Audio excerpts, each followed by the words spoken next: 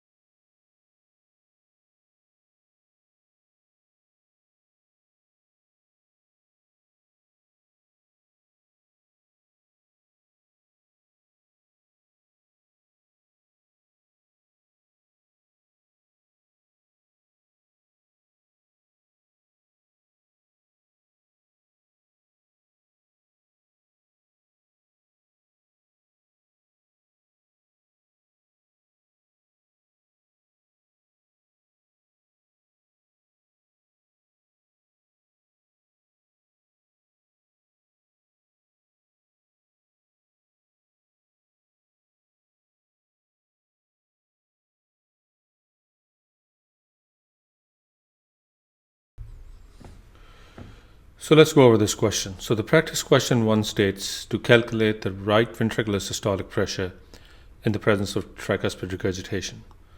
The data that we have is that the RA pressure is 10 millimeters of mercury, and we have a continuous wave Doppler of the TR jet that gets us a velocity of 2.78 meters per second. The hints to solve this question, number 1, are that right atrium is the receiving chamber. Right ventricle is the originating chamber. So the formula for the calculation of the originating chamber is 4V square of the tricuspid regurgitation jet plus the estimated pressure in the originating chamber. That's the right atrium in this case. Therefore, the RV systolic pressure is 4V square of the TR jet plus the pressure in the receiving chamber. So that equation gets solved for 4 into square 2.78 plus 10, that's the RA systolic pressure. That gets us to 31 plus 10, and therefore the estimated right ventricular systolic pressure is 10 millimeters of mercury. So going further on it, chamber pressure quantification can only be performed in the presence of a regurgitation lesion or a shunt. We need to know the peak velocity of the regurgitant jet or the shunt, and that signifies the pressure difference between the two chambers.